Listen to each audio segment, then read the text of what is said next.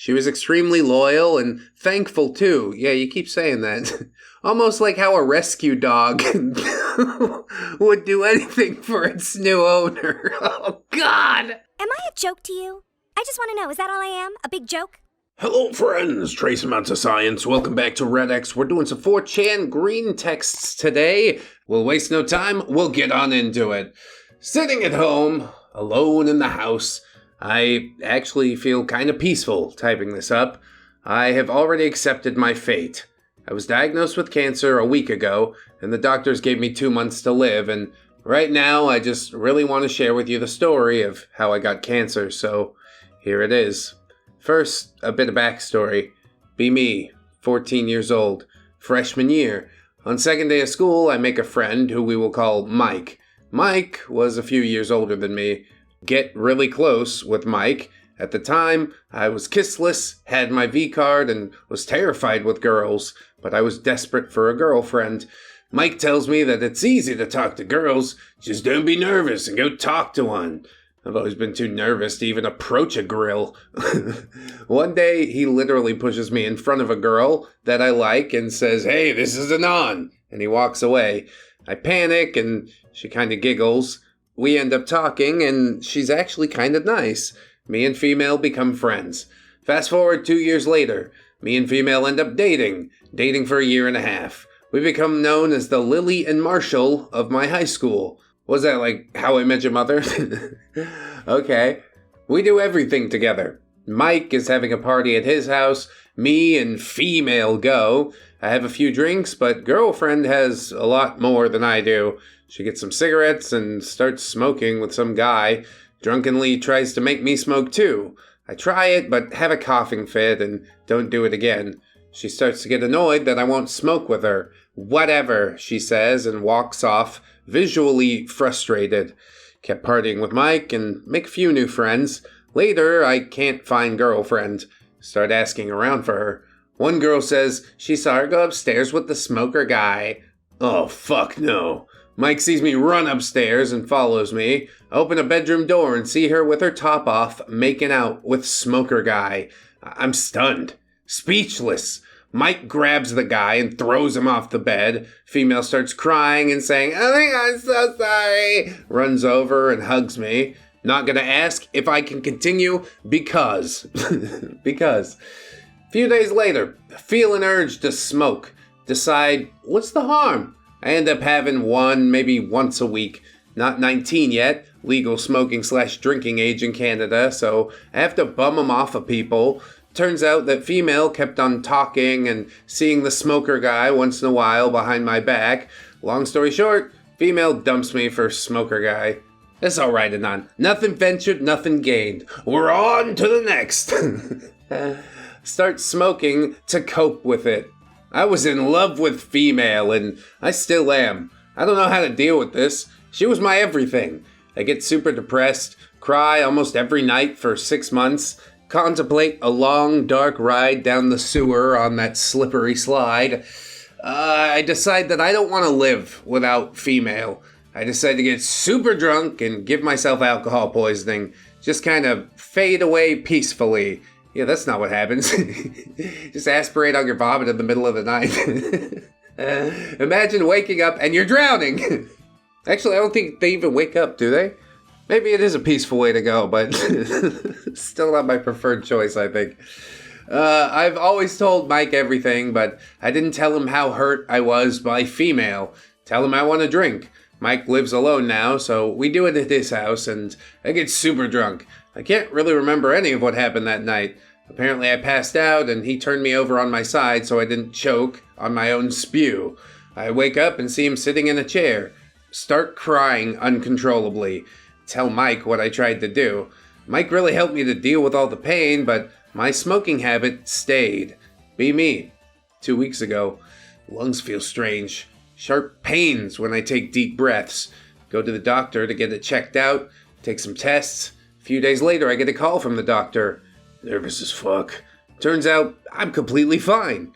My attempted slide in the sewer was a month ago. Still a little depressed, but not ready for the old slide just yet. Mike calls or texts me every day to make sure that I'm okay. One day, Mike texts me a link of a funny picture to try and cheer me up. It's a link to a picture on 9gag. 9gag opens. Get cancer. Da-da-da-da-da-da. Who didn't see that one coming from a mile away, but I'll be damned if it ain't a classic. This anon says, be me, running the seafood department in a grocery store. Xenophobic, dumbass suburban housewives are the worst customers for us. If it's not American, it's probably not good. It's probably diseased. If it's not wild caught, it's not good. It's probably diseased. Every goddamn day. Just Karen things. I want salmon. We got salmon. I want wild caught. There you go. Why is it $30 when the farm raised is $8? Because we have to import it. Freshly caught from the fucking Copper River in Alaska. I want to pay the $8 though.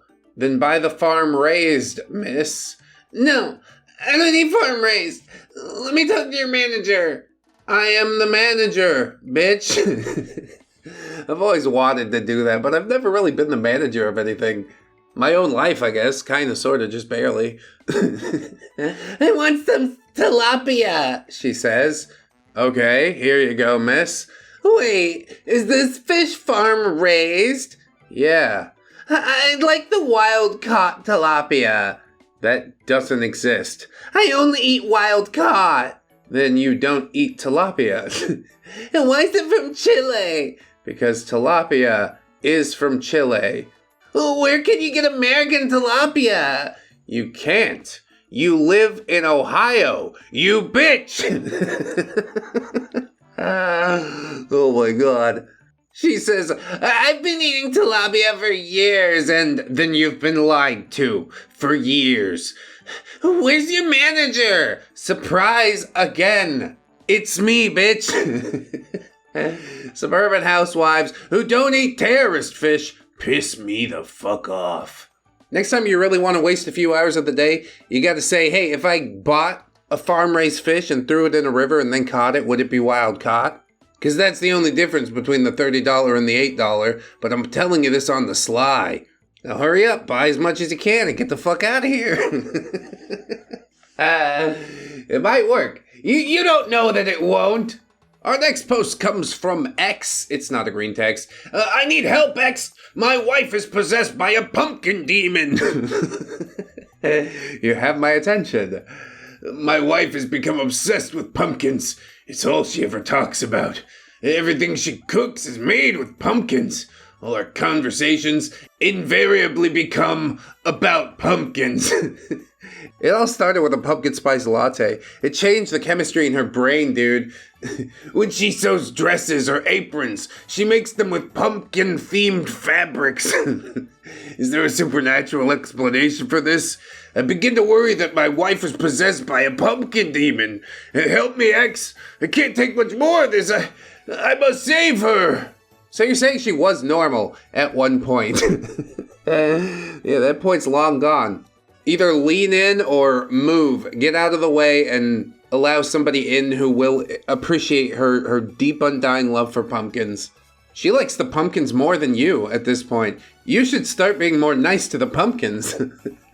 And then an anon replies with a meme. It's the dick flattening meme, if you know what I'm talking about. The girl says, let's talk more about pumpkins. And he says, yes, honey. That feel with no pumpkin wife. Dude, I'm saying, I would lean right in. Like, if everything else is cool, you just like pumpkins a lot, fine. Let's go nuts. And it seems to me like she's 2 steps ahead of you. So what's your next move? Doesn't matter, bye. You nerds don't know the meaning of embarrassment, so let me enlighten you. Be in 3rd grade at a school assembly, have to poo real bad, feeling ill and feverish. We all get seated on the gym floor. Holy shit, Hugo the Hornet's here. Charlotte Hornets NBA team mascot back when they were the Charlotte Hornets, if you don't know. I still have to poo so bad that I'm getting cold sweats. Wearing gym shorts, no underwear. I had a phase in elementary school where I just didn't wear any. Felt good, man. Well, that sounds like a fine personal choice. Hugo the Hornet starts picking up... I know where it's going to. Hugo the Hornet starts picking up kids and flipping them over in his hands and setting them back down. I'm starting to feel dizzy from holding in my poo. You see him walking my way. He's coming right for me. He picks me up and begins to flip me over. He's squeezing my guts. As I'm upside down, diarrhea begins to fly out of my head. Oh! Ew! Dude! What the And then it flew out the leg of my shorts, arcing through the air gracefully. As gracefully as diarrhea can arc, I suppose. I start screaming. It gets all over Hugo. It sprays all over the kid sitting in front of me. Hear it plop on the gym floor as well. It gets all over my face and in my mouth because I was screaming. Oh my God. Hugo then drops me on my fucking head. He's not the first one. Right into a pile of my own poo. Hear him loudly say, "What the fuck?" Hugo takes off his head and reveals himself as a black man. He pukes on the floor. The music has stopped. The room is dead silent. Assume the fetal position, covered in my own poo. Can't stop farting and pooping as I lay there. Start crying. Pass out. The passing out is a mercy at a certain point. I hope they gave Hugo a raise, honestly. He was trying to show you a fun, joyous time. He just picked the wrong kid, the wrong moment. I'm sorry, Hugo. This is funny as hell, though. I don't even know how we can follow that up, so I'm just going to swing wide in the opposite direction with this one. Be me, 25 years old. Walking home from a class I was taking in dental school, spot a homeless woman on the street who was no older than me, maybe 23 at most. I didn't want to be rude and walk around her. I stopped and said hello. She seemed scared and worried. She was extremely dirty, but had eyes that looked like humble pools of water. We talked for a little bit. Grew up hearing that homeless people just enjoy human contact. I wanted to make her feel more human. Besides, I didn't actually have any money on me. Eventually find out that she was kicked out by her parents when she was 20, and she's been roaming the streets ever since. It almost disgusted me to think that she was a 7 out of 10 while I was talking to her, but she didn't smell all that bad. Feeling charitable, I offered her a shower and a meal at my house. She's still very shy, but she had that humble and thankful look in her eyes. Yeah, might get a shower and a meal, might get murdered. Either way, problems are solved. Let's do this thing. So we start walking back to my apartment while my neighbors are giving us dirty looks. We reach my door, walk inside, and I direct her to the bathroom. My ex had luckily left some of her shower supplies, so she could use some of those for today. She comes out of the shower after about 35 minutes, wrapped in a towel with a pile of filthy washcloths. She's a solid 8 out of 10 without the dirt. Give her a few of my ex's clothes. Nothing fancy, but enough to make her look like a proper lady. God, this is some type of fanfic, isn't it? Oh, my ex just happened to leave all of her things here. How recent was that breakup? Oh, that relationship wasn't real either. Okay, fine. What really snapped my suspension of disbelief is the next line. While she was washing up, I made a simple pasta and red bean salad. No, you didn't. You were on 4chan and whatever you made, you microwaved it. She bursts into tears while we're eating. No one's ever been this nice to me. I can't repay you, but if you want... You're a lovely woman, but it wouldn't be right. A look of relief washes over her face, and I know I did the right thing. We finish eating in silence, and she asks if I can take her back to her spot. I walk her quote-unquote home with a few extra clothes, some soap, a blanket, and the leftovers. Get to the spot, and she tears up and gives me a kiss on the cheek. She thanks me for everything and says that she'll never forget me. And it was a nice thing to do. Anon seemed to have his duplicitous reasons, but I love talking to homeless people, man. Get to know them a little bit, hear what's their story. As far as inviting them into my house, well, no. But I'll find a couple bucks next time I see ya. Anyway, Anon continues. I walk by her spot most days after class. Sometimes I'll bring dinner for us, and sometimes lunch before class. We quickly become pretty good friends. I do this nearly every day for about 2 months straight. During that time, she landed a job at Panera Bread and started supplying some of the meals for us. She takes showers normally once a week at a nearby shelter now. It looks like she's pretty much back on her feet, but yeah, she's still homeless. Yeah, it takes a little longer than 2 months to get back on your feet. Not only do you work up rent, but you gotta work up the security deposit. Nah, it'll be a while.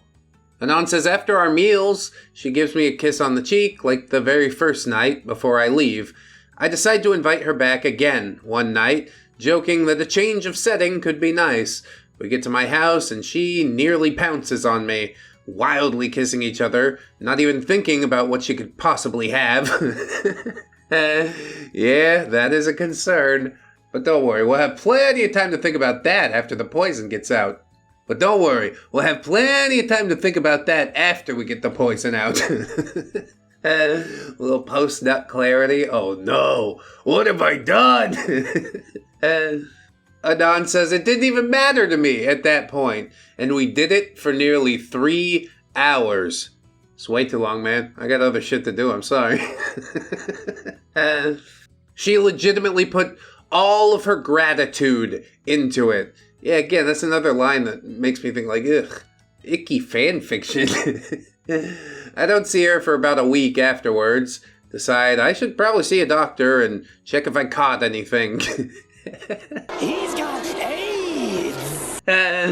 Everything came back negative. We keep doing our lunches and dinners again, and occasional come back to my place afterwards. It's been around another 2 months now since she started working at Panera, and she actually has a little bit of money saved up. It feels right to make us an official couple, and she moves in with me. I mean, if she was running a con, that is the longest con ever. 4 months living out on the street? Anon says I was skeptical when she first moved in. Previous girlfriends have robbed me before, and I didn't really know what to expect with her. I mean, I'd like to be surprised that Anon has been robbed by girlfriends, but he brings in homeless ladies off the street, so like... She belongs to the streets.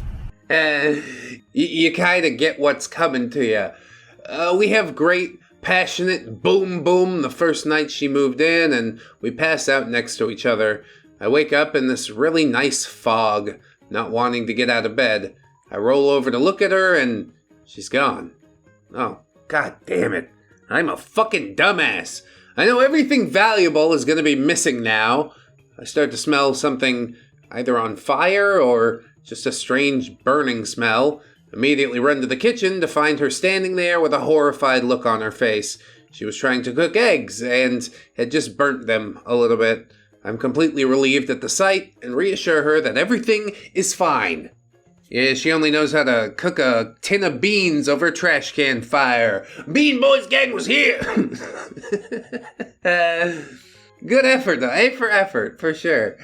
Every day after that, we would leave the apartment together. I'd walk her to work, walk around the city on my own until lunch, and then go to class. I'd walk to her after class and walk her home after work. It was a nice little schedule that we had built. We would both be so tired from work and class that we would just crash back at our place. Oh, what happened to the intimate times? This is what happens in real life. Work and kids and all this stuff. Used to happen every day. Now it's every other day. My, how the mighty have fallen. So this went on for several months, and yeah, it felt like heaven. She was extremely loyal and thankful too. Yeah, you keep saying that. Almost like how a rescue dog would do anything for its new owner. Oh, God! Am I a joke to you? I just want to know, is that all I am? A big joke? You think that, like, that sounds sweet in your head maybe, but no. What a horrible thing to say. That's not the best analogy, I know, but it's...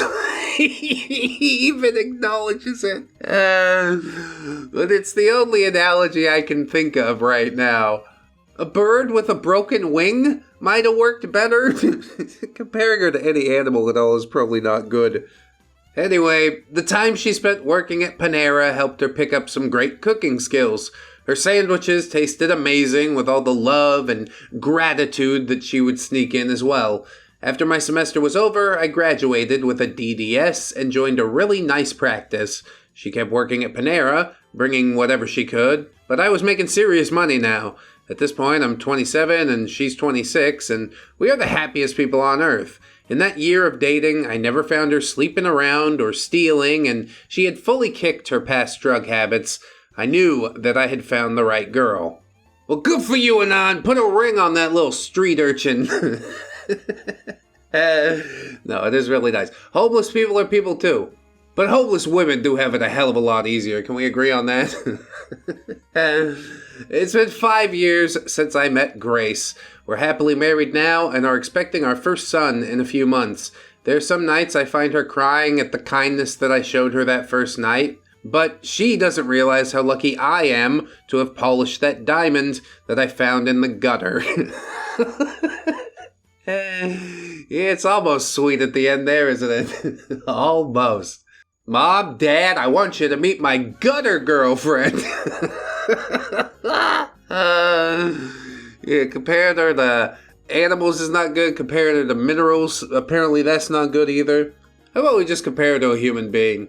I'm glad she's grateful, but it's not like this thing that you get to hold over her head for the rest of forever, is it? Oh God, that's exactly what it is. Whatever. Ain't none of my business. I'm just some YouTube guy. If they're happy, then I'm happy. Let's have a romantic acapella. And I think to myself, what a wonderful world. Ooh, yeah. Next post. Be me! B16. New school. Introduced to class. Meet guy who was an a-hole. Let's call him Rotgut. And Rotgut starts to bully me. But I'm an alpha, and I resist. I don't make many friends. I don't need them. Notice how Rotgut bullies the other kids. Decide I'm gonna fuck him up. Figure out where his locker is. Wait till school's over. Follow him home from a safe distance. Unseen. Mark down where he lives and GTFO. Find out he does hockey. Figure out where his ice rink is and what time he trains. Spend 6 months practically stalking him, making sure I don't get caught. Map out where he is anytime, at all times. I mean, I'd like to say that, yeah, you shouldn't stalk people, but at least this Anon's using his powers for good instead of evil. I guess, sort of. He's a bit of a vigilante. Does things his own way. He's a loose cannon. I then proceed to phase 2. Buy a pineapple. On a day I get off school earlier than he does, I bike to his house and leave the pineapple at the door. His parents ain't home for hours. Seen by nobody. He tells people about the pineapple the next day. Nobody cares. 2 weeks later, sneak a pineapple into the ice rink, into the men's dressing room. People think he's making it up. Start buying a pineapple on a regular basis. Always have it ready when opportunity strikes. Hallway empty? Pick his locker. Leave a pineapple. His motorbike is unwatched. Leave a pineapple. He doesn't mention the pineapples to anyone anymore. Yep, that's how you know he snapped. It's very good. Just keep applying a little more pressure. Figure out where they keep his home spare key. Skip school, sneak into his house while his parents are at work, leave a pineapple on his bed. I hear he's failing out of all his classes. The pineapple man's gonna get me. His parents put up a security camera. I figured out the blind spot. Dodged that shit. I'm sure you did. I sent him a freaking pineapple for Christmas through the mail from a fake address. He doesn't show up to school every day anymore. I don't even think about why I do it anymore. It's just for shits and giggles now. Bombard him with random pineapples every week for 2 fucking years. School year ends. Finish school. Go to college like a boss. Come back home for the holidays. Hear someone from my old school had a panic attack at the grocery store. It's rot gut. Someone had left a fucking pineapple on the beer shelf. Yes, just as formative an experience as anyone could have, I suppose. He can't even think straight anymore. He thinks the entire pineapple on pizza debate online is a psyop orchestrated specifically for him. That's how many layers deep we've gone. This was posted on 4chan originally in 2013, and if it's real, I'm pretty sure Rot got offed himself at some point. Went to the store, thought he got peach rings, comes home and they're pineapple rings, and then kablamo. Gotta ventilate the old skull. Yeah, that's a good one. And how classic does it get, right? Here's another one. Be me, 25-year-old American. Go to Germany. First time in Europe. Plane lands. I applaud. In German airport, take off shoes, pants, leave 3-ounce sample of blood, and semen in the quart-size Ziploc. So you don't need to do that. You can just walk through the metal detector. Sorry, nix sprechen Deutsch. Sir, I am speaking English. Go directly through the metal detector. Do not get irradiated. Do not get groped by the TSA. Monopoly. Tip the security guard €5 because that's the smallest paper money. I spent the first day in Frankfurt. Frankfurt's a great city because there's nothing to do. So literally anywhere else you go is pretty great. I walked to the train station. Lots of foreigners around. Can't hear any English. Walk around with my hand in my back pocket to protect my wallet. Keep my other hand in my side pocket to protect my phone. Unable to operate the ticket machine. Language options are Union Jack, Deutsch flag, and France. Get on train without a ticket. Gestapo officers in uniform come up to me. Morgen, Karte bitte? I'm not Morgan. Apologies. Good morning. Tickets, please. Nix spricht Deutsch. Sir, I speak English. I can't understand this crazy Nazi mouth. So I tip him €30. Leave me alone. And he tips me back for being a cool American.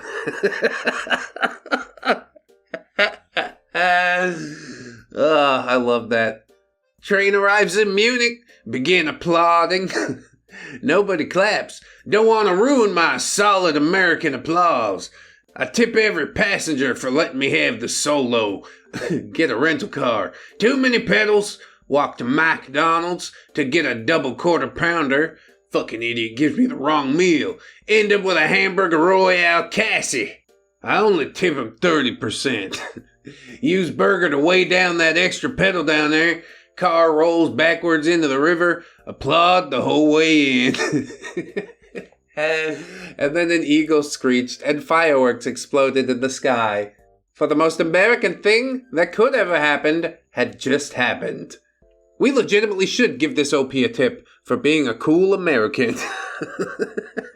Anyway, next post. True Anon stories. Greentexted. Me, 17, at a friend's house, playing video games and hanging out. I gotta poo real bad. It's the Taco Bell kind of squirts. The kind that are really greasy and take forever to wipe. Yeah, I know 'em well, friend. Like 16 feet of toilet paper and still leaving streaks the whole way through. I say, BRB, and hit the bathroom. Start releasing the colon Cthulhu. A fraction of a second before my ass ham slapped the toilet seat. Sweet relief. I reached for TP, saw that the roll was all used up. Oh no. Look around. No TP anywhere. Stranded on the first floor of his house without a single square. Too awkward to yell for help. Look around for some alternative wipe ammo. I find two things. His dad's new car mag and his mom's Bible. I mean, neither of those things belong to you. How about you use your sock? That's what a decent human being would do. Well, actually, a decent human being would check for the paper before they sat down. But I'm sure you'll remember the next time, right, Anon? I'm faced with an ultimatum here. Dad is huge, loves cars, and very prone to aggressiveness. Mom's a sweet lady, very small and soft-spoken. Would feel heavy bad if I did that to her. Dad could kick my ass. Also, doesn't give a damn about religion. So I rip a few pages from the middle of the Old Testament. Christians don't read that shit. Paper is thin. Getting loads of paper cuts in my ass crack. 10 pages later, I'm finally clean. Ah yes, but heavy, with the burden of sin. Pull up pants when a second wave hit. I don't have time to flush the toilet. Poo lasagna mode has been engaged. After the third round, I sat around for another 20 minutes, just to make sure that everything was out. So you get hemorrhoids. By now, my friend's outside the door asking if I'm okay. I say, I'll be out in a few, just passing some used burritos. Clean myself up for the fourth and final time. By now, about a fourth of the Old Testament was noticeably gone. Toilet has more in it than his plumbing can handle. I have to act fast because he's right outside the door. I tried plunging, but there's too much paper. This time, I make sure that there's some antibacterial soap by the sink. Hands can be washed. Yeah, desperate measures or something. I roll up my sleeves and reach into the toilet to start hand pulping the solid mass. God. As I'm on my knees, processing the Purina Romney chow, I noticed the full roll of toilet paper that was just sitting on the toilet back the entire time. What the fuck did I just do? .jpg. Horrible mistake. But we can't go back. Gotta finish what we start. I flush the toilet with my elbow. It starts overflowing everywhere. Half pages of Old Testament smeared with poo, scattering across the floor. Rip the lid off the tower, desperately trying to unstick the cheap-ass plumbing. Tank empties, and something I did really fucked it up. Toilet starts making a really loud, gargly chainsaw sound. Friend starts pounding on the door, yelling, "What the hell are you doing in there, dude?" Over the span of 40 seconds, the sound gets louder and deeper. It turns into a grinding sound, wearing down, and then it finally stops. Whole time in shock, with my shit-covered hands on my forehead. Fred finally kicks down the door, yelling, stops mid-sentence, staring at me. I'm wide-eyed, smeared with poo on my face and hands. There's some on my jeans. Heavily tinted brown water and soggy pages of Old Testament coat the floor. Mom's Bible sits on the floor, forgotten and soaked with the mud water. By now, I hear his parents' footsteps coming down the hall. This is like a living nightmare, you know? My friend is just standing there staring. He doesn't know what to do. His mom comes in, shocked, starts tearing up and whimpering a bit. My grandmother gave me that Bible a month before she died of cancer. His dad comes in a few seconds later, shocked, but sees the Bible pages and starts laughing. Starts walking away, still laughing. He screams at the end of the hall, "Anon! You are fucked!" Friend's mom starts wailing and crying, "Why did you do that, Anon?" Over and over, just hysterical. I start crying too, but I look like a pissed off baboon when I cried. She thinks I'm sneering at her and walks away, crying harder. I hear his dad cracking a beer in the kitchen. I turn to my friend and say, "Look, I can," BAM! He punches me straight in the face, cheekbones stinging. He grabs me by the hood of my jacket and forces me out of his house. I see his mom bawling and picking up a phone as we pass. I'm out on the street, a mile from my house, with no ride, covered in poo and paper. I start walking back to my house. 30 minutes later, a lady stops and asks if I need a ride. I get in. Lady starts driving, gets self-conscious about the poo that is drying on me. She's making small talk. A minute later, she smells the shit stank and looks at me. And she pulls over to the side so hard that my head hits the window. She starts screaming at me in Chinese, gesturing for me to get out. Yeah, she was Asian, but she had a perfect New England accent. Surprised the shit out of me. I don't think you have any left in you, OP. But yeah, isn't that crazy? Some people are bilingual. What? I get out of the car. Later, a fat guy in a pickup truck asks where I was headed. Offered to let me hop in the cargo bed, so I get my ride home. I sneak past my parents and take a shower. Try to call my friend over and over, trying to explain myself, but there's no answer. Fourth try, my friend answers and screams at me to stop, and then hangs up. Over the next week, I noticed neighbors and classmates looking at me a lot. Start hearing mom hater, Satan boy, and ass testament behind my back. Last was really none of them are clever. Nicknames spread through the school like wildfire. Younger kids I've never talked to and barely even looked at are coming up to me and saying these things to my face. One of my closest female friends, who is Christian, got distant and eventually stopped talking with me. Story gets to the teachers. A few days later, I get called into the principal's office. The superintendent's in there. He tells me that they're expelling me for, quote, gross ridicule of religious beliefs. Is this school somewhere in the Bible Belt? You would never see that happen in California. Mom and Dad find out. Mom starts acting weird around me, more tense, and looks at me a lot. Feels like she thinks she doesn't know me. Dad thinks I'm just being deviant and I need some strict structure and reform. 2 hours later, he's on the phone with an army recruiter volunteering me for boot camp. Yeah, just lean in and on. It'll probably be good for you a little bit. So fast forward to boot camp. It's all right at first. First couple days were sore, but a few days in, my body starts just going with it. One day, I get a package from some anons at my old school. There was a stack of pictures of me, photoshopped to look like I was wiping my butt with a Bible. On the back of each picture, there's a nickname. Overly curious guy comes over and takes them from me. A few minutes later, the whole barracks is sharing the pictures and laughing their asses off. A couple of them even found out my friend's email and asked for the story. Later, I noticed that the other guys are looking at me a lot. I find out that he comes from an ultra-conservative family and basically hates me for what I did. He bumps into me later, and I try to make small talk. When no one else was listening, he told me that if we were ever in combat, he would shoot me and say it was the enemy. I start noticing the drill sergeant singling me out. One day, we start training with live ammo. I'm surprised people get so worked up about this, but yeah, I guess when it's central to your identity, it causes big problems when somebody comes around to challenge that.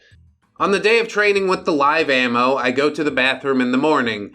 Barely notice everyone's watching me. On toilet, I realize that all the paper's been removed and there's nothing in the room except for a Bible. Start yelling, get laughter in response. Everyone goes to training and leaves me in there. Fuck no, .jpg. I start ripping pages from the Bible and wiping like there's no tomorrow. Paper cuts again make my anus bleed. Blood dripping everywhere. Can't put on a uniform without staining it. Rip out a stack of pages and roll them up and put it in my crack like a hot dog in a bun. Yeah, sure. Good, close enough for government work. I ripped out some more pages and fashioned myself a makeshift King James diaper. I wear it under my uniform. Audibly crinkly, but I'm gonna be late for training. Hope we're shooting again. Turns out to be marching in formation before weapons training. 10 minutes in, the drill sergeant notices the sound. Yeah, drill sergeants are paid to notice everything. Drill sergeant makes a stop and asks, "Who's reading the paper?" The guys start looking at me. Drill sergeant makes me jog in place. Loud crinkling. He asks what the hell that sound is. Throat closes up. Can't answer. Orders me to drop my pants. King James diaper. Exposed to the world. Be proud of your craftsmanship, OP. You worked really hard on that. He swears low and tells me to run 200 laps around the entire camp. No choice. Just do it. Half an hour later, I'm running through the less visible, wooded side of the camp. None other than Mr. Jesus Avenger, who said he would kill me if he could get away with it, pops out from behind a bush. He's got a bottle of Jack in one hand and a handgun in another. Dude, what the hell? In boot camp? I don't think so. He smacks me in the face with a bottle and shoots me in the foot. Pours the bottle over my face and in my mouth while I was screaming, and then he runs away. Drill sergeant comes looking for me. Incident gets logged and investigated. Turns out Jesus Boy fed him a BS story. Said I'd been harassing him about his religion and mocking him by defacing his Bible. I get discharged for religious intolerance, drinking, and recklessness. Damn, bro. Sucks to suck. I find out later that he only got a formal warning about going AWOL in the army. I move back in with my parents. Dad's disappointed in me, and Mom won't even talk to me. I start putting out job applications. My name and story have spread, and no business around town wanted anything to do with me. A month later, Dad thinks I'm a bum and haven't been looking for a job, and he kicks me out. Homeless. I start drifting. This was probably the worst point of my life, but it does get better from here. I become a vagrant for 2 years. Dehumanizing and disgusting at first. Get food from homeless programs during the day. Went drifter and started going town to town on foot. Eventually digging through garbage when I got hungry at night. First winter, I met and became friends with 2 other drifters. Their names were Bub and Shaky. He's called Shaky because he drank so much that it basically fucked his motor functions. And Bub's girlfriend died of an H overdose 3 months before. Well, I hope they kick the stuff. I do hope that they're good friends, Anon, that help you turn it around. Either that, or they help you drive yourself into the ground to the point that the entire crust of the earth shakes from the impact. I guess we'll see. I met them under a bridge on the outside of town. We traveled together and kept each other company. Wake up in the middle of the night once to a weird sound. Walk, walk, walk. I saw that they were, doing mouth stuff with each other. I'm not one to judge, though. .jpg. I go back to sleep. A month later, they tried to kill me. Bub, Shaky, and I were walking through town one day. I see a $50 bill. We're all thinking, booze! I wanted Jim Beam, but Shaky's an alcoholic. He wants as much cheap $6 vodka as $50 can get you. Fuck you, I found it. Bub comes at me with a half a pair of scissors. Out of fucking nowhere, he stabs me in the leg twice, grabs the money, and my dirty-ass pals run away. Never see him again. 3 days later, got a fever from the infection, collapse on somebody's stoop for a few hours, pus from the wounds seeping through my torn, dirty jeans. Yeah, you're not much of a survivalist, are ya? But I guess being, literally homeless, maybe we don't have money for betadine and stuff. But it's really cheap, though. We can make room in the budget. It's really cheap. Cheaper than an infection, okay? Please keep it around. It was about this time that a cop pulls up and tells me to keep walking. I try to stand up, but my leg hurts too much. Cop comes over and yanks me to my feet and yells, "Get moving!" Throws me forward, and I grab my leg in pain. Wounds are open and bleeding again. The cop finally sees my condition. "Oh, I'm sorry. I thought you were homeless trash. I see instead that you are injured homeless trash." Officer friendly, dude. He really does hate you because you're poor. The cop takes an on to the homeless shelter the next town over. Doesn't say a word to me the entire way. At the shelter, a cute redhead comes in with a first aid kit and a box of gloves. She seemed upbeat and genuinely sorry about my wounds. First time being treated like a human by a female in a very long time. I sprout a boner. Okay. She sees it. A vague look of disgust flashes over her face. I feel bad and apologize. She laughs nervously and treats my wounds, gets me a tube of topical antibiotic, tells me that it won't get me high and it's really only worth a couple bucks. So much for being treated like a human being. After a couple days, the wounds start to heal. Shelter gives the boot. I go back to drifting. Fast forward a few months and it's winter. Wandering through a new, more urban town. It's around 1 a.m. The roads are empty. Found a winter jacket just my size in a Goodwill donation bin. I'm walking along and see a lady on a corner. I know she's a hooker, but she's barely wearing anything. It's freezing out and she's shivering. I go up to her and say, hi. She asks if I got cash. No. Tells me to fuck off. Sounds tired. I offer my jacket. She looks at me strange for a few seconds. Says she can't cover up while she's on the job. Thanks me anyways and smiles. She's not all that skanky looking. A little worn, but there was still a spark of dignity there. I stayed and made small talk with her. Tried to keep her mind off the cold. Yeah, that's a real nice thing to do, but I don't think it's going to turn out too well. Either a cop or a pimp named Slickback is going to come show up and... And I believe I may have misplaced some merchandise at this residence. Yeah, it's trouble either way. Around 3 a.m., a dirty Pontiac pulls up. Heavy-set Latin guy at the wheel. Screams for Denise. Her name was Denise. Gives me the 1,000-yard stare and asks if I'm a customer. I say no, and so he tells me to fuck off. As I walk away, he starts smacking her and asking who I was. Throws her in the car. I wonder about her all day. I sleep in a vacant alley. The next night, I come back to that corner, and yeah, she was there. She had a black eye, and was counting bills on the sly. Cautious at first, she says Sam will cut us both up if he sees me again. I tell her I'm just passing through. Sit behind a box in the alley, behind her and out of sight. We talk all night between customers. Almost 3, she tells me to get lost before Sam comes around, and indeed, I take off. It goes on like this for almost a month. We form a bond. We're friends. The drifter and the hooker. She jokes that there should be a kids show based on us. I have what's known as a venereal disease. How did you get it? From Yeah, this show will show kids the gritty side of reality. One day, Sam came rolling up in his Pontiac a few hours early. Uh-oh. Sam pinned me against the wall and pointed a gun at me, asked calmly who I was. I'm Anon. I'm just a drifter. Tried to tell him that I'm only friends with Denise. He's got 2 guys with him, and they search me for swindled money. There is none. He figures I'm not scoring free poon. I'm too filthy. He drops me, kicks me, and tells me to fuck off. Says I'm tainting the product. Says he'll shoot me if he sees me there again. I dropped in on Denise the next night for only 20 seconds. I said goodbye and walked away. I never saw her again. A week later, I'm on the edge of the urban side of town, eating a can of tuna. Dude, soy boy tuna enjoyers?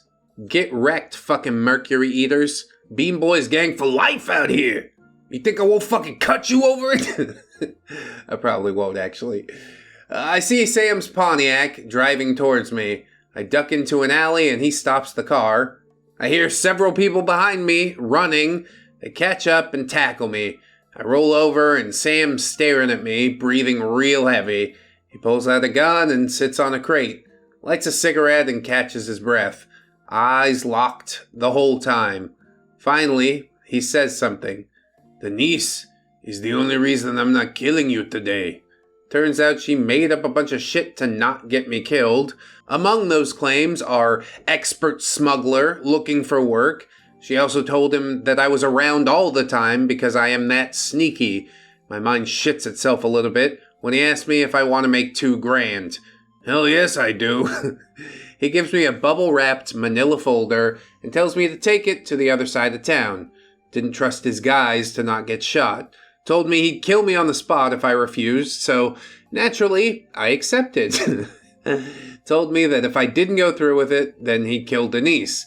I told him I'd do it. He gives me a folded napkin with an address and yellow beetle written on it. I GTFO. When I get to the address, there's 2 Chinese guys sitting in a VW Bug. I go up to the window. One sees me and pulls out a gun. I stop and pull the envelope out of my coat. Window rolls down. I hand him the package and walk away. A few blocks down, I hear yelling and tires burning out. Turn around and the beetle is rushing at me. Passenger with the gun pointed out the window. I hit the ground as they drive past and then tuck down a side road. After a while, I think I lost them. I don't think the tires burning out was even necessary. As soon as you had the envelope in your hand, you shoot him in the chest. Bam! And then you peel out. I don't know why I'm giving tips. They probably know it's a non that doesn't know. But sure, we'll ride with you for a little longer, buddy. You totally lost them. So I'm walking over a bridge, over a river. I'm gonna hide out until I know they're gone. Halfway across the bridge, the beetle reappears. I try to run, but get a bullet in the leg. Car stops, Asian guy gets out, nobody else around. Picks me up by my collar, but it rips. He grabs me by the neck and shoots me twice in the stomach. What are you talking about now? Where the fuck is this story going?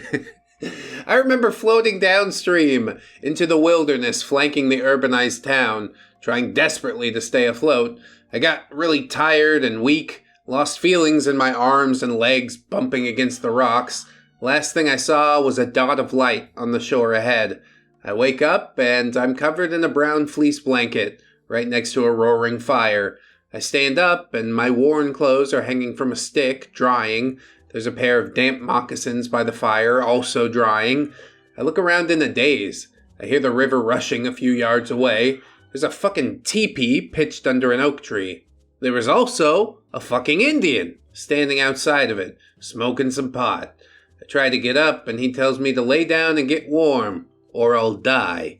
So I lay back down and fall asleep. A few seconds later, he's shaking me awake. Tells me it's dangerous to go to sleep that cold. Turns out the Indian, this balding middle-aged guy with glasses and pot, is named Hector. Hector tells me that he's making a spiritual journey on foot to Arizona. He's full Navajo and wants to meet his relatives in a reserve. Asks if I want to join him. Say yes. Free pot.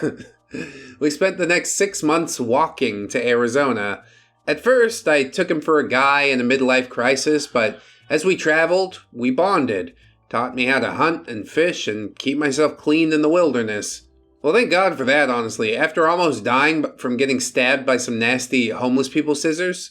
Sounds like Hector's a good thing for you. He taught me how to craft my own clothes and supplies from the fat of the land. Once we got to the desert region, he taught me how to survive like a Navajo. He came from a U.S. background, but he's definitely done his research. One day we found a peyote plant. He got really happy and asked if I wanted the spiritual awakening from his people. Bastard got all mystic on me and told me that I would find my spirit guide. In the moment, I agree. Hell yeah, dude, take the ride. The universe is offering you salvation. Look beyond the things that are really there to see all the things that probably aren't really there. Being high on peyote was the most surreal thing I've ever experienced. Strange, soothing sounds all around. Time and space kept rearranging themselves. I saw a temple made out of eyes. A fox tapped me on the shoulder and then ran into it, and I followed. There's a human figure made out of water standing next to me. We walked the same and moved the same. In my temple, there was a roll of toilet paper. My mind went into this weird, highly perceptive loop. Weird moment of clarity and the insanity forming all around me. I realize in this moment the strange nature of life. A spiral of events, spurred by a single missed roll of toilet paper. This is fucking insane. I'm doing peyote in the desert with a drug addict Native American because of toilet paper. What the hell happened?